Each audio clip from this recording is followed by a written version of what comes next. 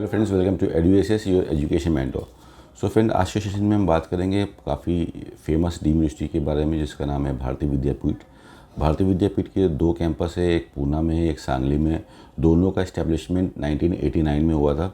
तो आज के सेशन में देखेंगे ब्रीफ डिटेल जो कि स्टूडेंट के काफ़ी काम आने वाली है 2025 की काउंसलिंग के अंदर, कि अगर हमको इस कॉलेज के अंदर एडमिशन चाहिए तो इसके लिए क्या बेसिक डिटेल है, कैसे काउंसलिंग करनी रहती है, कहाँ पे रजिस्ट्रेशन करना रहता है, क्या कट ऑफ हो सकते हैं, क्या ट्यूशन फीस हो सकती है, इसको थोड़ा सा एलोबरेट करेंगे। तो जितने भी डीम्ड यूनिवर्सिटीज़ होती हैं इन सब की काउंसलिंग सेंट्रल जो पोर्टल है हमारा काउंसलिंग का एमसीसी का, वहाँ पे होता है mcc.nic.in के ऊपर जाके स्टूडेंट को रजिस्ट्रेशन करना रहता है, अपनी बेसिक सी डिटेल फिल करते हैं। और जो बच्चे यहाँ पे डीम्ड यूनिवर्सिटी के लिए काउंसलिंग करते हैं उनको 2 लाख रुपीज़ का क्वेश्चन अमाउंट सबमिट करना रहता है, प्लस 5,000 रुपीज़ का काउंसलिंग फीस सबमिट करनी रहती है। तो 2,05,000 रुपये का पेमेंट होता है जो कि आपको एक ही बार में पेमेंट करना रहता है। इस पेमेंट को आप अपने डेबिट कार्ड से, क्रेडिट कार्ड से या नेट बैंकिंग के थ्रू ही पेमेंट कर सकते हो। कोई आरटीजीएस जैसी या एनईएफटी जैसी कोई फैसिलिटी यहाँ पे नहीं होती है। Once you have done with the payment and registration, उसके बाद आपका बेसिक रजिस्ट्रेशन कंप्लीट हो गया। अब आप फ्री हो चॉइस फिलिंग करने के लिए। तो जो भी आपके डिज़ायर्ड कॉलेज है उनमें सब चॉइस फिलिंग कर सकते हैं। बट अगर हम देखते हैं भारतीय विद्यापीठ को हम पूना या सांगली को फिल करते हैं, ये हमारे डीम कॉलेजेस में एडमिशन लेना चाहते हैं, तो क्या स्कोर हो सकता है 2025 के अंदर। अगर लास्ट ईयर के स्टैट्स को देखते हैं तो राउंड नंबर 1 में भारतीय विद्यापीठ पूना में 440 मार्क्स पर अलॉटमेंट हुआ था। ऑल इंडिया रैंक थी 2,97,733 राउंड नंबर 1 के अंदर। सेकेंड राउंड में थोड़ा सा कट ऑफ और टाइट हो गया, 440 की जगह पे 453 पे सीट मिली और रैंक थी 2,78,000। थर्ड राउंड में कट ऑफ और जंप हो गया, 2 लाख रैंक पे सीट मिली, स्कोर हो गया 502। और फोर्थ राउंड के अंदर और ऊपर शूट हो गया कट ऑफ, 558 पे लास्ट सीट मिली 1,27,000 पे। तो यहाँ पे एक ट्रेंड हम नोटिस करते हैं कि जैसे जैसे राउंड आगे बढ़ते जाते हैं जो अच्छे डीम कॉलेजेस होते हैं उसके कट ऑफ भी ऊपर चले जाते हैं। तो अगर हमारे लिए जो राउंड नंबर 1 है, जैसे ये कंक्लूजन ये निकाल सकते हैं कि राउंड नंबर 1 हमारे लिए काफ़ी इंपॉर्टेंट रहता है, बिकॉज अपने बॉटम साइड पे जो कट ऑफ रहते हैं वो राउंड नंबर 1 के अंदर ही रहते हैं। और जैसे जैसे अपने आगे राउंड बढ़ते रहते हैं, राउंड 2, राउंड 3 जिसको हम मॉपअप के नाम से जानते हैं, राउंड 4 जिसको हम स्ट्रे के नाम से जानते हैं, हमारे कट ऑफ ऊपर जाने लगेंगे। तो 2025 में भारतीय विद्यापीठ के लिए जो मिनिमम कट ऑफ हो सकता है वो स्कोर तो अभी प्रिडिक्शन करना काफ़ी मुश्किल है, बिकॉज ये तो डिपेंड करेगा पेपर के ऊपर। अगर हम रैंक वाइज देखते हैं तो नियर अबाउट 2,80,000 से 2,90,000 के बीच में आपकी रैंक आती है। नियर अबाउट 450 के ऊपर का स्कोर आता है तो भारतीय विद्यापीठ पूना मिलने का अच्छा चांस रहेगा, लेकिन this will be applicable in the round number 1 only. अगर आप आगे फर्दर राउंड में जाते हो तो आपके स्कोर 500 के ऊपर जा सकता है और रैंक आपकी 2,50,000 के नीचे आपका अलॉटमेंट होने की चांसेस है। अब किसी बच्चे का इसका स्कोर नहीं आ रहा है, किसी का 6 लाख, 7 लाख, 8 लाख की रैंक आ रही है, उस कंडीशन में अगर हम इसी कॉलेज को टारगेट कर सकते हैं तो क्या कर सकते हैं, हमारे लिए एक ऑप्शन होता है if you belong to the NRI, तो आप एनआरआई कैटेगरी से काउंसलिंग कर सकते हो। एनआरआई में $85,000 की फ़ीस लगती है, नियर अबाउट हो जाती है 3,21,000 की, 3,21,00,000 की फ़ीस बैठती है। लेकिन काफ़ी जो डीम्ड यूनिवर्सिटीज़ हैं वो डिस्काउंट दे देते हैं एनआरआई की फीसेस के ऊपर। अगर आप पहले से कॉलेज से टाई अप करके चलते हो तो जो आपके रीजनेबल जो अच्छा खासा डिस्काउंट आपको उसमें मिल जाता है।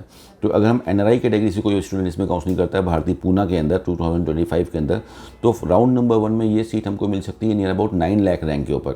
और फिर वही ट्रेंड चलेगा कि सेकंड राउंड में एनआरआई की सीट मिलेगी 7 लाख पे, फिर थर्ड राउंड पे मिलेगी 5 लाख पे, फोर्थ राउंड पे मिलेगी 4 लाख की रैंक पे।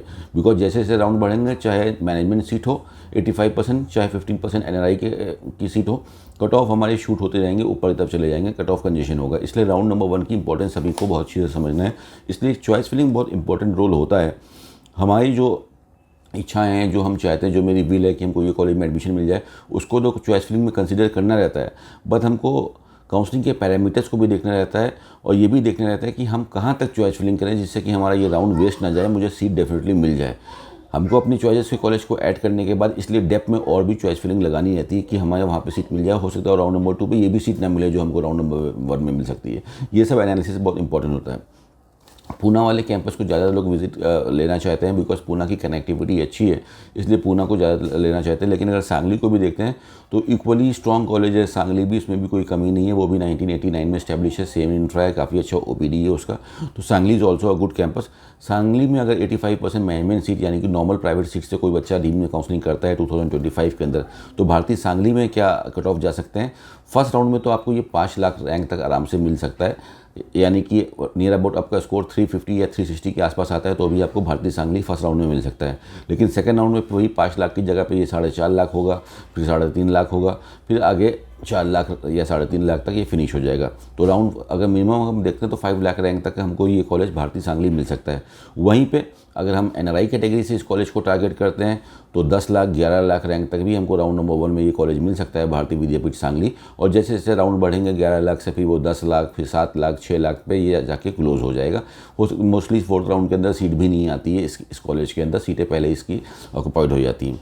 तो ये हमने कट ऑफ देखे थे कि भारतीय विद्यापीठ पूना के अंदर नियर अबाउट 2,80,000 से 2,90,000 की ऑल इंडिया रैंक हो। स्कोर वाइज अगर हम चेक करते हैं तो ये स्कोर का प्रेडिक्शन रहेगा 450 फॉर भारतीय पूना, और सांगली के लिए स्कोर शुड बी 350 और रैंक यहाँ पे 5 लाख तक हो सकती है। और एनआरआई कैटेगरी से काफ़ी लो कट ऑफ पे एडमिशन हो जाएगा। प्लस जो एनआरआई की जो फीसेस मेंशन रहती हैं वेबसाइट के ऊपर, जैसे $85,000 नियर अबाउट जो फीस बन रही है हमारी 85,000 के हिसाब से 3 करोड़ 29 लाख की बनती है।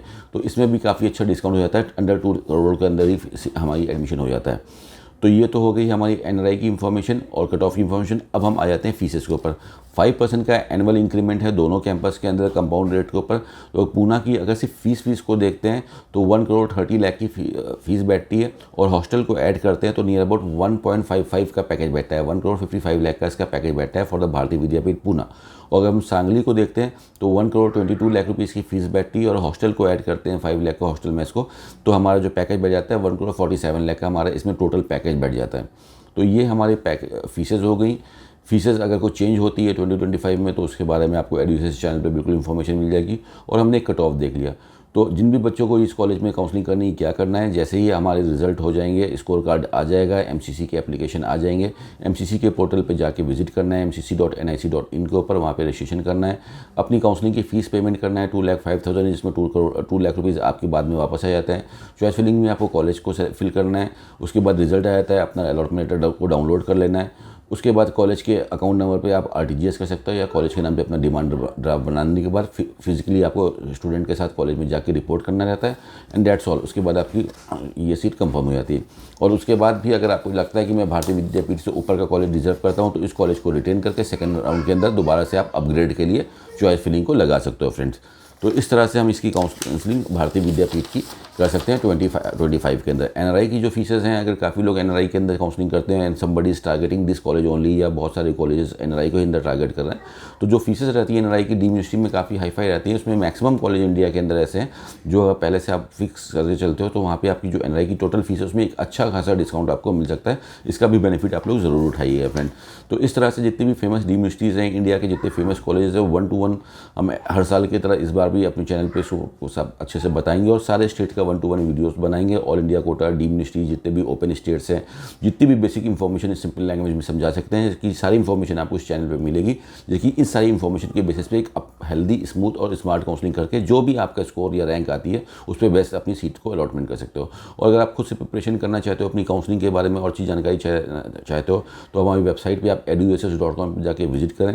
उसमें जितनी भी कट ऑफ है, जितनी भी फीसेज है, जितने भी कॉलेज है, पिछले 5-6 साल के सारे मेंशन है, सारे स्टेट की cut off, all India, AIIMS, जितना सारे कट ऑफ लगे, ये सारी जानकारी लेने के बाद उसके बाद अगर आप काउंसलिंग करते हो तो आप एक अच्छी स्मार्ट काउंसलिंग करके जो आपके स्कोर पे बेस्ट सीट है उसको आप ले पाओगे। बिकॉज कोई भी चीज़ में अगर आपके पास अच्छी नॉलेज है, अच्छा उसके पास ज्ञान है, तो वहाँ पे आपको अच्छे रिजल्ट्स अच्छे मिलते हैं फ्रेंड। और उसके बाद भी अगर किसी स्टूडेंट को कोई प्रॉब्लम आ रहा है, इशू आ रहा है, काउंसलिंग समझ में नहीं आ रही, you want to take some mentoring, some help for your counselling, so you can contact us, we are here to help you out for your counselling activities friend. This is all for today friends, thank you so much for watching us, all the very best for your NEET examination, thank you.